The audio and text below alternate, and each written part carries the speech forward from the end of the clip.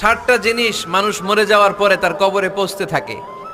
ইন্না মিম্মা ইয়ালহাকুল মুমিন মিন হাসানাতিহি বা'দা মাউতিহি, মানুষ মরে যাওয়ার পরেও যে 60টা জিনিস তার কবরে পৌঁছায় তার মধ্যে একটা হচ্ছে মসজিদান বানাহু, সে যে মসজিদ বানিয়ে গিয়েছে ওই মসজিদের সওয়াব। সুবহানাল্লাহ পড়েন।